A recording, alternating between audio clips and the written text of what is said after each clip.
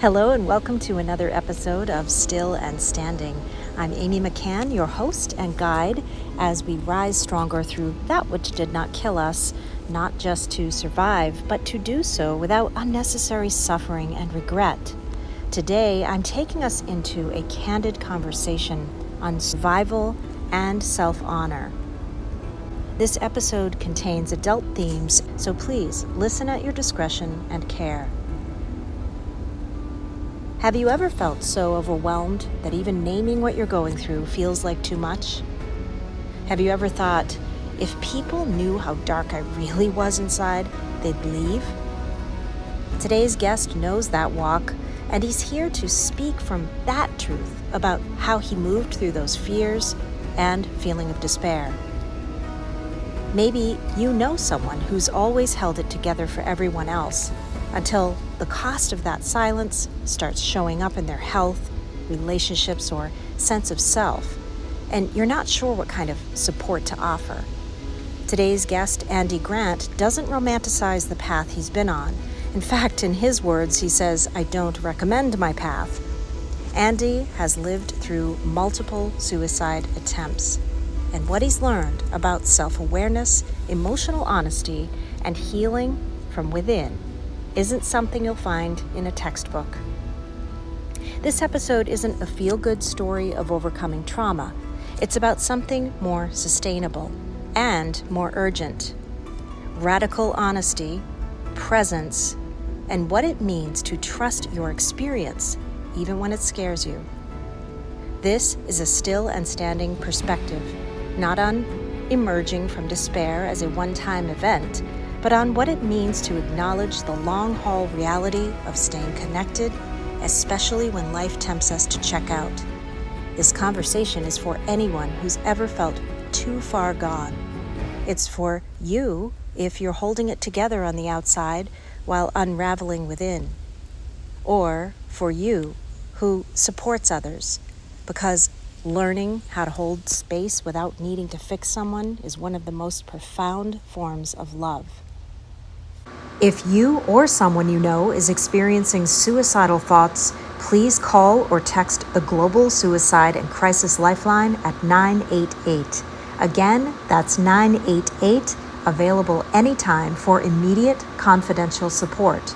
You are not alone, and help is always available. So, Andy Grant is a transformational coach, energy healer, suicide prevention advocate, and host of the Real Men Feel podcast, where he's redefining what it means to be a man in today's world. Known as the King of Authenticity, Andy helps men reconnect with their emotions, reclaim their purpose, and live lives that feel aligned from the inside out. With certifications in energy coaching, positive psychology, and the Akashic Records, as well as ancient training in healing and ritual from the modern mystery school, Andy blends practical tools with soul-level transformation. He's a bridge between the logical and the mystical, the real and the raw. Through his authentic AF community, one-to-one coaching, and decades of lived experience, Andy is on a mission to help men embrace who they are so they can show up fully and bring more love into the world. Welcome, Andy. Thank you so much. It is my great pleasure to be here, especially today. Bring it to your book, Still Here, because this is what resonates with you in terms of the title of this show. And I had done an episode a couple of weeks ago referencing Christopher Reeve's book, Still Me. And so how he came to presence with himself when he was in an existential crisis. And you specifically bring us into the world of depth with suicidal thoughts, things that we don't want to talk about. And first, I saw something that you wrote from the Akashic Records on Facebook. Can I just bring that up real quick? Sure. And you said that your record was the power of gratitude, the value of rituals, and the worth of yourself, your divinity, and godhood. I just wanted to bring that in as one of the things that resonated with me. Do you have anything to add to that? Yeah, I had asked, it was my birthday, and I had asked, what are my biggest lessons I've learned thus far in my life? And that was the answer I got.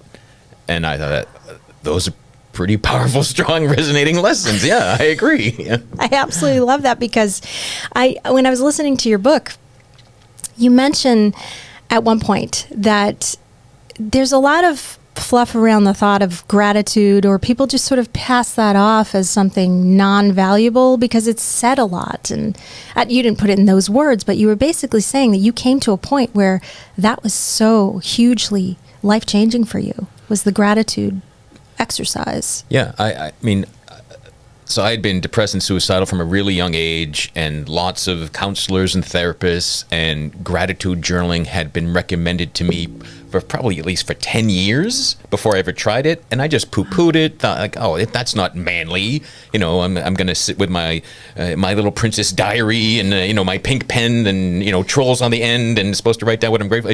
I made up all this story about what nonsense it was, until one day I was so low and willing to try something that I just tried to write down 3 things I was grateful for. And it was hard, but I kept at it until the 3 became 5, and then it became 10, and then I found out I was looking for things to be grateful for, and the momentum of that good vibration, like, oh my God, this stuff works. Wow. And I've been maintaining a gratitude journal for over 20 years now. Wow. I resonate with that, because there was a time in my life too where I thought that was a cute thing to do, and I thought I had outgrown it when I turned 20.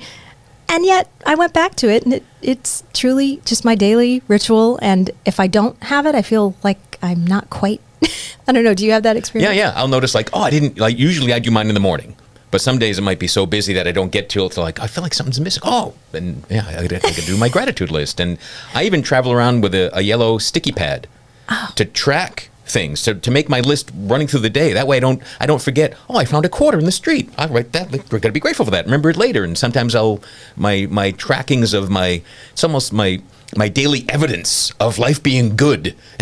And then I'll journal about it later at night too. Oh, I love the evidence. Listeners out there who need evidence, start with your gratitude. I want to move into your stillness exploration in what you submitted through your application to the show, and you were asked whether you're navigating a season of bitter or blessed beginnings or endings. What does stillness mean to you in brave territory with yourself?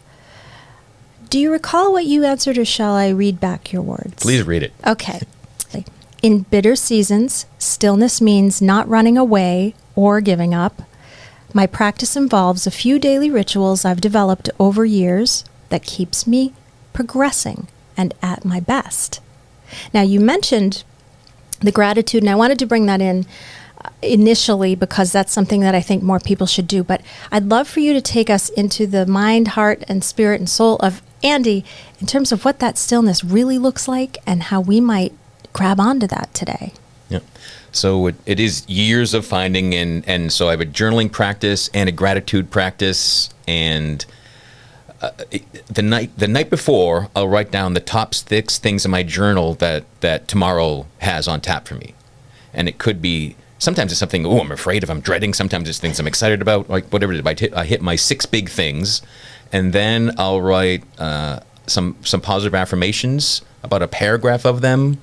And those have changed over the years too, but I think the first one and the strongest one from Louise Hay, it's only a thought, and a thought can be changed. Mm-hmm. I'll write that often. Lately, this has just started the last few weeks, I write, I am magnificent and awesome. And then the first time I were like, that's silly, I can't write that. I'm like, now it's my favorite thing to write down. Like, I feel excited and jubilant writing that down and saying it out loud.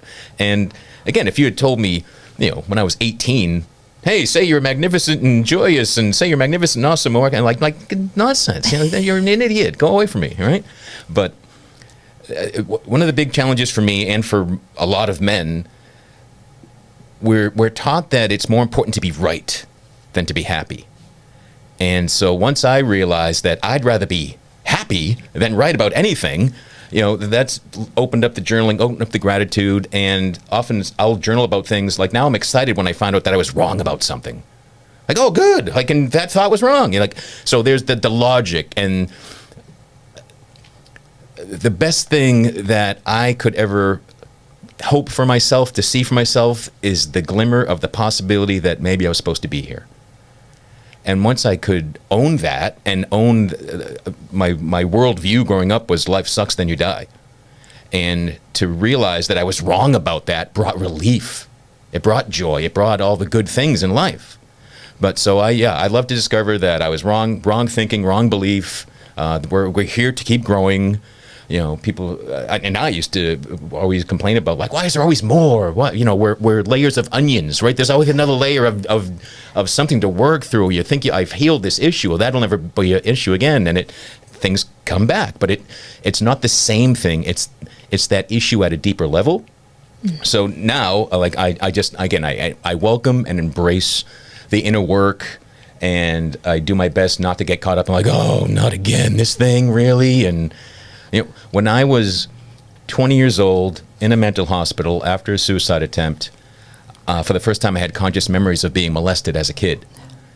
And at first I thought, wow, that explains so much. Now I'm healed. And nope, that just opened the new doors to something that needed to be addressed and worked on for years to come. But, you know, the logic of the mind and the navigating of the heart just aren't always in sync, and they're often not what I want to happen. But being willing to go with the flow and to realize, I've heard it in your podcast talking with Andy Lyons, once you realize that life is on your side and the universe is working for you, not against you, that's when magic can happen. Oh.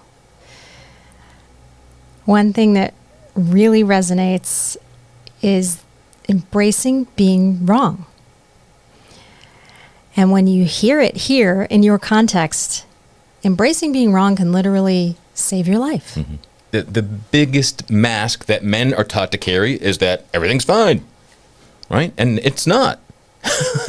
So it's okay to be wrong, right? Yeah. The only way we can learn and to grow is by realizing we're wrong about something.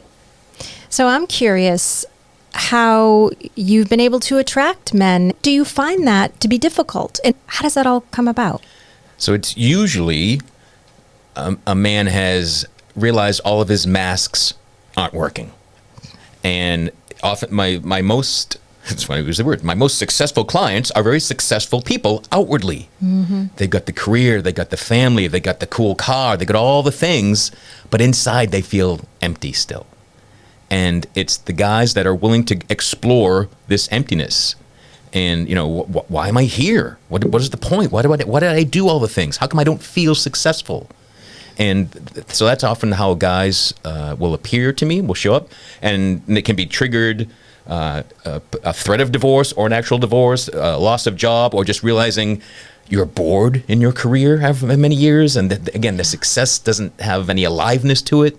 There's just this sense of, I've done all the things, so is the rest of my life just, And ideally, they're guys that, because I do a lot of energy work, spirituality, they're people that are opened up. I don't need to convince them that they're more than just this meat suit, right? They know there's something else, they just don't know what it is. And they're willing to, like, dig for that, whatever it is for them. Yes, yes. That's very similar to the people that I meet as well. So, yeah, I'm really glad you said that, because the people who listen to the show obviously are already in that space of being open. And so Andy's a great person to reach out to. We're not here to shine a light necessarily on statistics around this, but you have mentioned in your book just how this affects everyone. And I want you to just kind of elaborate and give us some clarity around what you mean when you say everybody's affected by this. More people die by suicide than war and homicide combined. And I just checked the stats this morning to see, and so suicide is so prevalent, it's almost continuous. Someone dies by suicide in the world every 43 seconds. It's mind-boggling. And any statistic about this is underreported.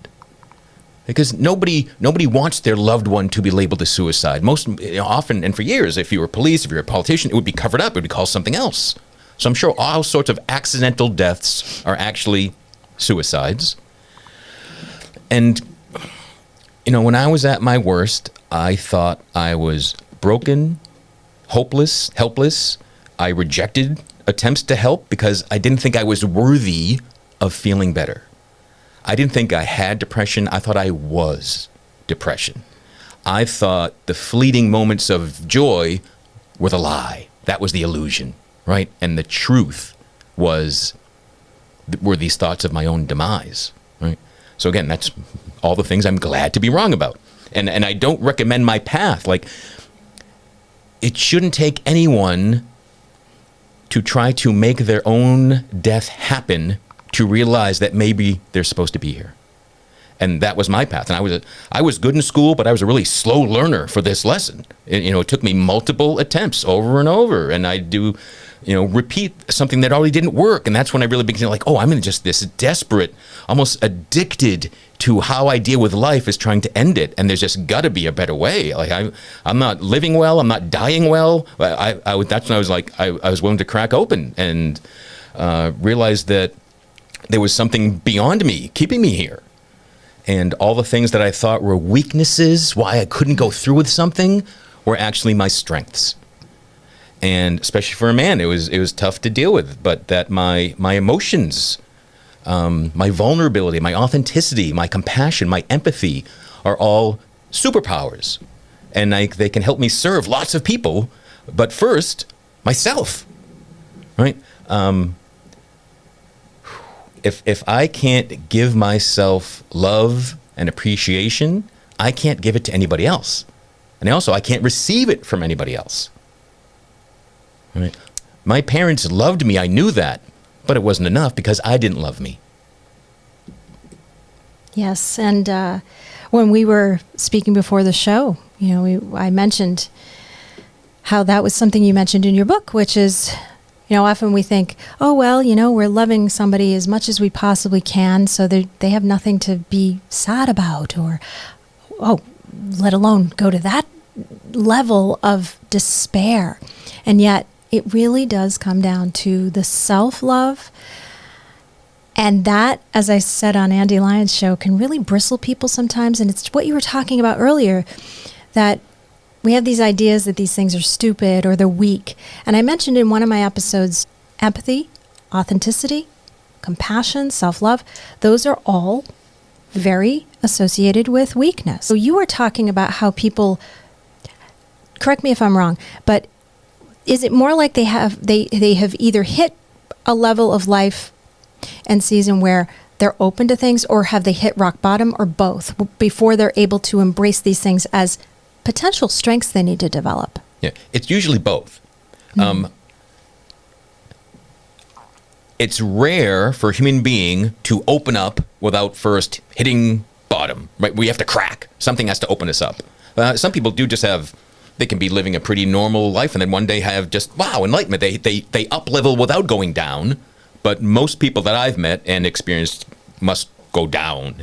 And all the things they relied on must fail them for them to be open to that they could be wrong and that other things could benefit. Like everything I do now on a daily basis to improve my life is something I made fun of for years. But then I tried it.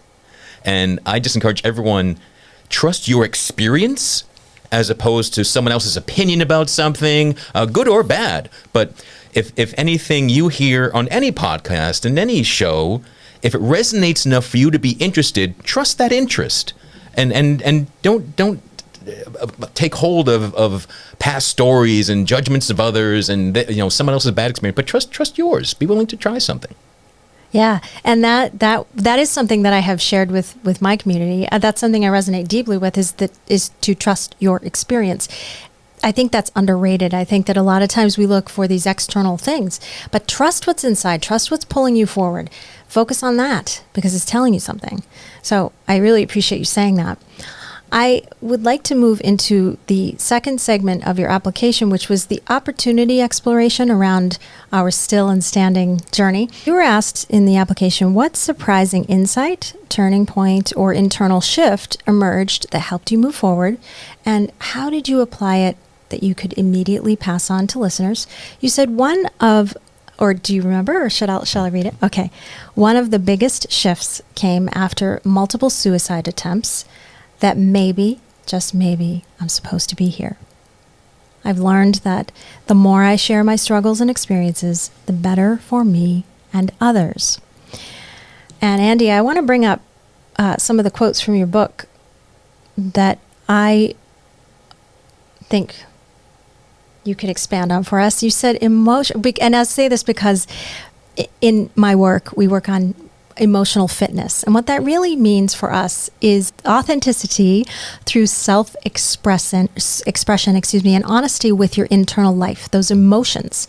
And you speak about different ways to overcome that, which I'll get to later. But you said emotions are great. We cannot go through life feeling only some of them. At least I can't. If you put a limit on how willing you are to feel, you also limit how good you feel. Can you expand on that? Sure. A lot of people will touch on a so-called negative emotion and retreat from it. If we allow ourselves to feel shame, grief, sadness, even depression, they usually last much shorter than they do when we resist them. Right. On the other side of a good cry is always a better feeling. And it's called a good cry because they're good for us, right? And even the chemistry of our tears is different depending on what causes them. Tears of laughter are different chemically than tears of sadness and depression, right? So crying is a natural human physical need. So when people are taught, I'll give you something to cry about, or don't you dare cry, or stop being a little girl, all those sort of stuff, we're shutting down an aspect of ourselves. And yeah, and if there's a bottom to what you're willing to feel, there's also a top limiter as well. And when I was really down and depressed, I thought normal people were like flat, but like always high. I thought they were like Ned Flanders, like everything's great, woohoo, and just like, but no, that's nobody's reality. So life is a roller coaster, but the emotional roller coaster the highs can get higher and the lows can get higher. And that's the life I've managed to make for myself, instead of lows getting lower, lows getting lower, right? It's like a good healthy stock market is how our emotional life is really meant to be. A healthy stock market. Okay. That's a new one for me. Writing that down. That's wonderful. And I love how you mentioned there's a chemical difference between the tears of joy and grief. I don't know that a lot of people know that either. Yeah. And what an aha moment I'm sure someone's having right now to recognize that there are reasons to cry. It's built into us. And so we must release. In the same way we void every day. We have to, in order to be healthy. And another thing you mentioned, which resonates because I have, for some reason, this always lands with the people in my community when I talk about overwhelm, and I say that another word for overwhelm is conquer. So we can think about it differently when we're headed into something that seems overwhelming. But you said there is no emotion called overwhelm, and I love how you said that. And I want you to share with us, how do you feel overwhelmed, you specifically, and how can people determine whether what they're feeling is an overwhelming experience or if it's something else? Maybe it is something else. So for me, when I would call something overwhelm, it really meant that I was not willing to feel the actual emotions and feelings that were there. Overwhelm was something like, oh, it's too much, not going to touch it, right? So I'm up against the dam, I'm putting my thumb in the dam that's got the leak and calling this overwhelm. I'm feeling overwhelmed, so all I can do is stick my finger in this hole. If I let myself feel it, and if you just ask yourself, if you journal it, if you have a nice deep conversation with a friend or a loved one, if I wasn't overwhelmed, what might I feel? It's just giving you permission, like, what? All right, if I was underwhelmed, what might happen right now, right? Yeah. But yeah, overwhelm, it's the dam of pent-up emotions reaching its breaking point. And you can welcome it, you can receive it, or you continue to deny and resist it. And the resistance, I find, is what makes overwhelm last longer and longer. And then every emotion is going to be felt. Ideally, it's felt in the moment it first arises, but if you've been burying things for years and years, that sadness, that grief, that anger is going to come out on its own in an inopportune time in the future. And it took me years of feeling and healing to allow the anger of this moment is something that's caused in this moment. And the grief in this moment is something that's rising up in this moment. I'm not still feeling my past. And overwhelm is also, I find, it's a denial of being present. It's not wanting to be in the so-called negative emotions and not wanting to be in that heavy, possible low energy feeling vibration at all. But the human experience includes all of it. The dam of pent-up emotions making its breaking point is how you are defining the overwhelm today. I love that because that's a different perspective, because most of us focus on overwhelm in terms of external. What's going on in our life? All of these things. I did a little mini episode before you came out here about how we are having all this noise outside and how do we reel that in. And because the show is about that inner poise, I really appreciate you bringing the overwhelm aspect into our emotional life, because that is what we are in denial of. You said denial of being present. Presence is number one here. You mentioned Louise Hay, who's one of my mentors as well. She is the person who inspired me in our Masterpiece of Mind program to use, you actually mentioned All Is Well in My World in your book. And that is when I have my students memorize, and we go through that, because that is truly where I want people to feel, is that all is well in my world, in the infinity of life of where I am. And to continue in with what you just said, not being stuck with your past, but learning from it and bringing in that presence, because there is no past. And as Louise say, there is no right or wrong, nor good or bad. There is only the experience of this moment. And so I loved that you were a Louise Hay fan. Yeah, and I did get the chance to meet with her, and I got to tell her that, and then she gets it a lot, I'm sure. She gets a lot to sure, but she has an amazing presence. Yeah. When I'm telling her that her book, You Can Heal Your Life, truly saved my life and put me on a whole different path, she sat there and smiled and hugged me as if no one had ever said that to her before. She was amazing. Talk about presence, right? Yeah. You Can Heal Your Life is one of the seminal books. It was, because I had been taught growing up that I was at the mercy of my brain chemistry. Not that it was a thought and it can be changed, right? Yeah. So, her book just blew open my worldview. Again, it showed me all the things I was wrong about and taught me to embrace being wrong as the path forward into a better feeling life. I want to touch on what you just said about the chemical issues, because I appreciated in your book making the comment to people that, listen, if you're on certain anxiety meds or et cetera, that's fine. Or if you've been diagnosed with something, work with your doctor, all that. And I also appreciate how you just said there's also something more. And so again, it's the exploration outside of what we're used to and not poo-pooing things, because you're a living example. You are still here because you're not here talking about it as theory. You're here. So let's move into your signature stand with life in the season. And you were asked, when it comes to human-centered complexity, what does it mean to you to stand in higher confidence, connection, and contribution, especially in what matters most to you now? And you said, shall I read it back?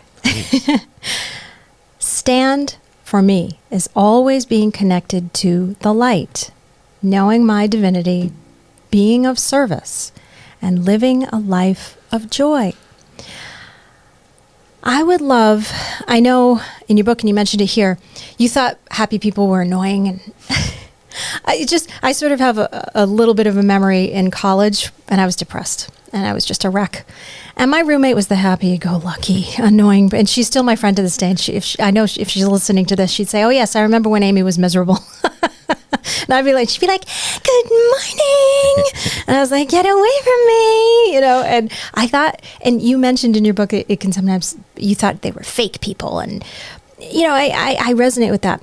And so what's the difference that you can give people in how they can generate joy versus a pursuit of happiness, which is what we're used to hearing? I find that happiness is usually the response to something external, while joy is a state of being. Right? And it's fun. In the modern mystery school, one of my teachers, he calls happiness is really ghetto joy. Right? But because it's you can be joyous regardless of your circumstances, but it's tougher to be happy regardless of circumstances. Right? Yes. Like I can greet each day with joy, even if it's a day I'm gonna go dig a new latrine. I'm like, well, it's going to be the best latrine I could possibly make. I'm going to have fun doing it, like whatever it might be. But you might not be happy that you're assigned to digging a latrine on a particular day. Wow. That is such a good distinction. And you actually remind me, I actually read about this in my book. When my sister-in-law passed from cancer, she had said to me, for some reason, she thought I was the strong one. And in her brain, in her mind, she thought the strong one was, she wanted me to show up at her funeral without crying and to be in joy. Like she said, she wanted that of me. And I knew how this might resonate. And I'm still to this day thinking people must thought I was weird. And it wasn't happiness. I was just greeting people with joy, just as she wanted to in the receiving line. And, and it was, I think everybody has a different response to grief to begin with. So let me just make a note here to my listeners to remind yourself that everybody has a different response to grief. And so to have judgment is really not useful. But that said, when we're consciously deciding to have a certain response in a situation to bring a different kind of energy, that can come with a lot of criticism. Oh, sure. This is a vibrational universe. Yeah. And when you're at one extreme of the emotional range, the other extreme will seem fake, will seem wrong, right? Yeah. So if people are trained by society to go to your funeral and be quiet and be low and be sad and be sorrowful and display all of that. So if they agree with joy, that's like it's too far away from where they're prepared to be. So it's a big leap vibrationally. So it can make them feel uncomfortable. It can make them criticize. But the stronger energy, and not an overpowering, but the stronger as in the higher the vibration, always wins. So if you maintain your joy, I bet many people rose up in their emotional spectrum in those moments than you being pulled down. Right? And we can't help anyone by joining them in their misery. We can support, we can listen, we can offer alternatives, advice, solutions, signposts, joyous things to change their focus. But I'm gonna my friend's really depressed today. All right, I'm gonna go over his house and be depressed with him, and we'll get this through. Andy, misery loves company. It does, but so does every other emotion. Oh, yeah. Yeah. So wonderful. Yes. Misery loves company. And I can recall times where this is the opposite, where I was so miserable, getting back to anyone who's struggling with leaving this planet, leaving their everything. You don't want the company. In fact, your misery is, you mentioned it earlier, sort of addictive. You're going back to this coping mechanism. And so, it's, oh my gosh, like I want no one around. What do you say to somebody who right now is sitting with themselves? They're in stillness, but yet they're dying inside. And there's a lot of motion inside going on. But they're isolating. How and what can they do for themselves so that maybe and I don't know how to word this, but maybe there's a reason to have company when you're miserable. And what would that look like? When would that be a healthy thing? Okay. If someone's alone, feeling horrible, all of those emotions and thoughts need to be expressed. If they just stay alone in your head, ruminating, going in circles, that's the worst place to be. So you might journal without any assignment, just like blah, like right. I call it vent booking, just like blah, this sucks, blah, blah, blah. Even speak to your phone, but get it out of you, right? So release that energy, release those thoughts, release the darkest thing you're holding on to. It doesn't have to ever be shared with anybody, but it's just your exercise of expression. And I find, and everyone I've advised this to, feels better, right? It lessens that load. So that's one thing to positively do when you're choosing to isolate and be alone. And the other thing, if you have people that care about you and reaching out, be brave enough to be honest. Earlier, I think it was during the show, or if it was before the show, you said, say the word, suicide, right? Asking if someone has a plan. Asking if someone, how much are you thinking about that? And the thought is horribly common, but making a plan and having the ability to take action on that plan, that's when it gets really is crossing a line, and now this is an emergency situation. So just be willing to be honest with that. I often found that somehow telling someone that I was feeling suicidal, again, it let a little pressure out, like, oh, I can admit, all right. And that person doesn't run away. That person doesn't freak out. And you don't need to say something. You just need to, my biggest fear was if someone knew how dark I felt, how bad I was doing, that they would run away. So the most empowering thing the best support I ever get from people is they're just willing to just be present with me, stay there. Give me a hug. Right? Look in my eyes while perhaps I'm bawling and can't look at their eyes. Just holding that presence, having all my darkness laid out on the table, witnessed by another being who chose to stay. That's all I needed in many moments. That reassurance, that trust that I'll get through this. And I'm not, and that's the big thing. Yeah, you're not alone.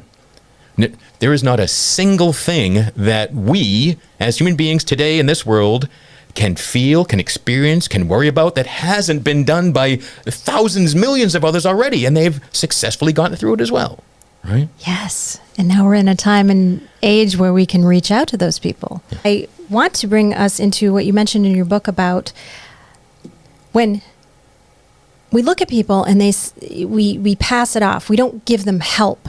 And you mentioned firefighters are not sitting around going, oh, somebody called for help? I guess I'll just eat my chili again. Yeah. I think that's how you put it. And so I loved that analogy because, yeah, how many times do we not take someone seriously, or we just like, oh, she's just looking for attention? First of all, we're all looking for attention. So that's fine. Like, don't. Hello. Yeah. In the world of influencers and celebrities, yeah, yes. People are raised to want attention. But yeah, the phrase is that so many times I hear a suicide attempt called, oh, it's just a cry for help. And where, besides suicide, is a cry for help heard and ignored? If someone's drowning or someone's on fire, help, help. Oh, they're just crying for help. They'll figure itself out. They can take care of themselves. They just want to, yeah, that woman on fire, she just wants attention, right? Nonsense.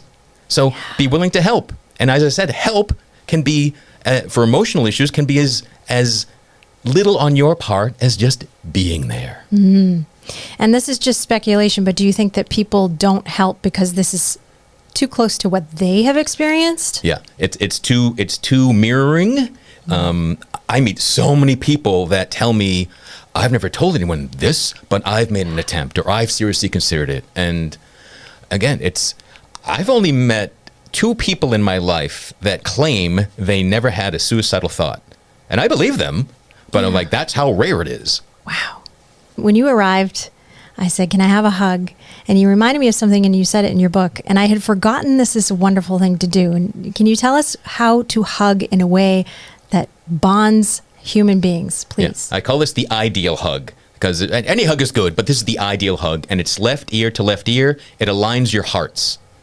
So if you consciously choose to hug left ear to left ear with the people that you care about most and hold on to that for like 3 to 5 seconds, that can transform relationships. And as you go through the rest of the world, you'll realize most people go to the right. right. They go right to right because they don't want to feel. And I did that with you. Yeah. And I'll correct people. Yeah. And it's so interesting. But I caught myself because of what and I said, oh, yes, left ear to ear. You speak about the many ways that people can change their energy. There's only do, no try. There is no try, only do from Yoda. And you talk a lot about creative pursuits and me being a creative entrepreneur, allowing these platforms of experiential learning to take place. One of the primary quotes that I use from Brene Brown, rising strong is only a rumor until we live it and integrate it through some form of creativity so that it becomes part of us.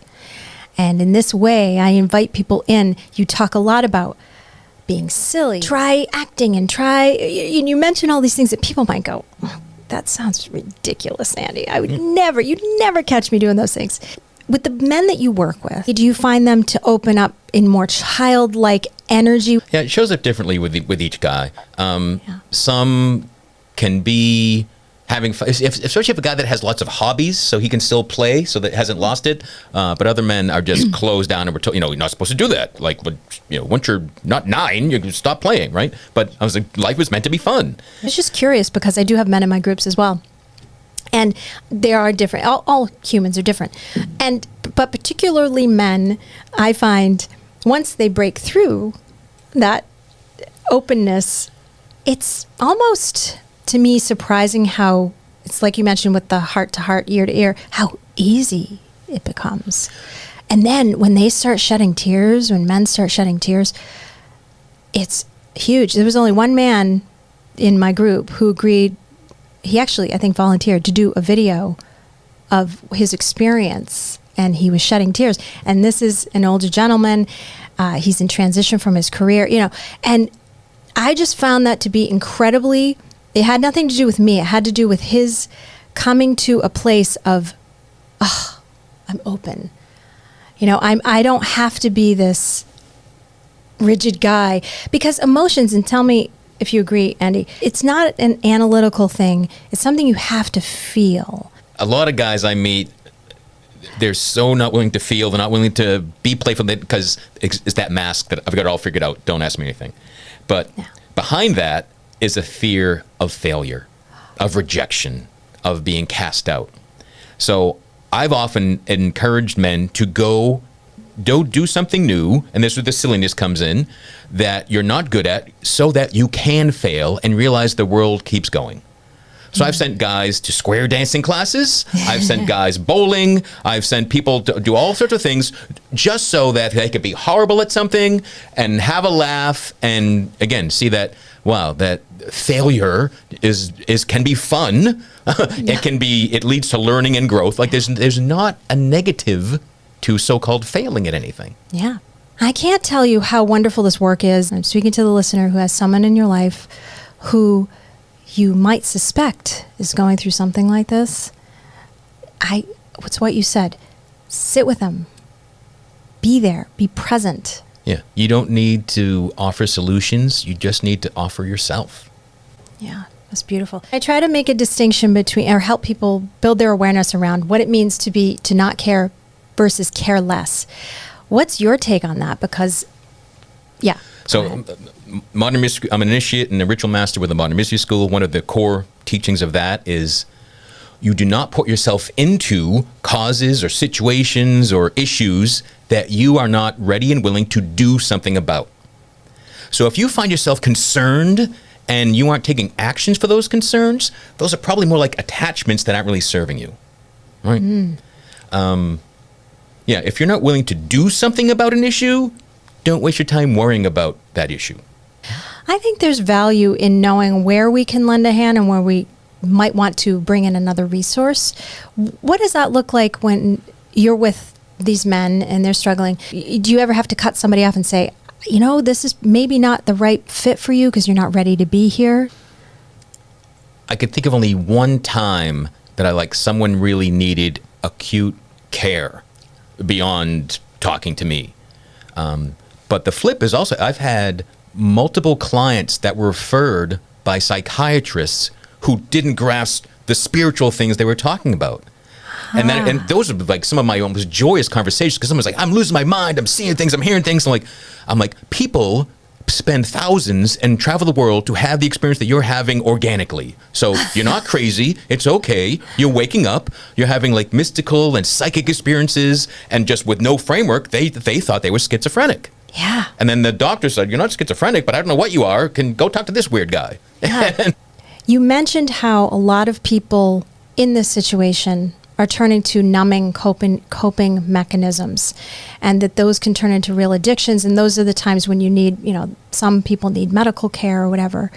But do you find that there were people like me, and I know for a fact there were times when I was drinking around certain people to numb myself because I was afraid of certain emotions and things. Do you find that they talk about that, or that sort of comes to an aha moment for them where they're thinking, oh, maybe if I change that aspect about myself, I could have a clearer mind drinking? Yeah, no, and that's true. So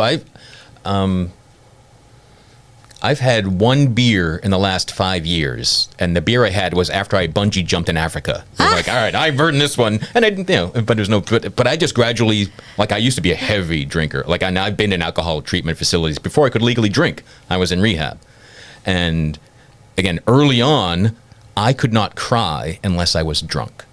So I was truly self-medicating to get stuff out of me. But then I realized, like, as an adult, I can't speak for anyone else. I drank to change how I felt. Once I lived a life that I liked, once I loved myself, I don't need to change my mood. I don't need to alter anything. I feel fine. I feel more than fine. I feel joyous and excited, and I can go to parties. I can go to bars and not drink, which is something I thought was impossible 20 years ago even, right? But it's not. Anything's possible. But just realize, am I reaching for that glass of wine? Am I having a six-pack every night? Am I toking up to avoid something? Or is this something I really think brings me some benefit, as opposed to just distracting me?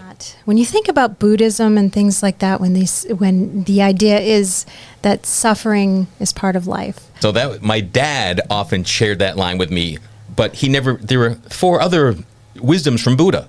The first one is life is suffering. The second one's how to deal with that. And my dad always shared, life is suffering. I'm like, thanks. Well, how does that help me? But life is suffering due to attachment. If you attach yourself only to how much you love yourself, that's transformative. If you realize that your anxiety, your fears, your doubts are all about some external thing, and you can just choose not to care that much about that thing, right? Transformative. One last quote or bit of wisdom. I find over and over again that the best way to prevent suicide is to talk about suicide, right? It's far too common to be a word we're afraid of or a subject we don't dare broach. You bringing it up is never the reason why someone might take an action or have a thought. It's already there, right? I just breathed a little easier when you said that last line. Because we feel sometimes if we bring something up, we're going to be the reason for it. Yeah. We fear that. Thank you so much, Andy, like I said, for sharing your heart, sharing your soul, for being more than a voice in this world. I, for one, am glad you are still here. So honored to meet you. Can't wait to see you at our next New England podcast group meeting. We are founding members together. And special thanks to Andy Lyons out there, who's probably watching. We're getting close to the end, but I want you to bring us into what divinity means to you, how it shows up in your life. Wow. I am divinity. You are divinity, right? Every listener is divine. We are not mistakes. We are not just meat suits. We are not random chemical reactions. We are all God in physical form. And I was not raised with any sort of religion, which I thought maybe an atheist as a kid. So again, I've had too many mystical, otherworldly experiences to deny that anymore. So, I don't care what anyone believes, but if they believe there's nothing beyond them, they're going to have a much rougher experience here than they need to. Tell people where they can find you. The best place for all things me is at andygrant.com. You can learn about coaching, energy work. All my books are listed there, online classes, and my Real Men Feel podcast as well. Fantastic. And what about the Authentic group? AF. Yep, that's a brand new group. Yeah, so there are links to that there too. But if you really want to check that out, it's realmenfeel.org/group. It'll take you right to this new community. I launched it recently on my birthday. Got that in meditation. Make it that, and I presented it as I just sent it out to existing members. There was a Real Men Feel private Facebook group that I wanted to just elevate, and so I do meditations there. We have men's circles. There's a pretty vibrant community board. A lot of people talking about grief lately.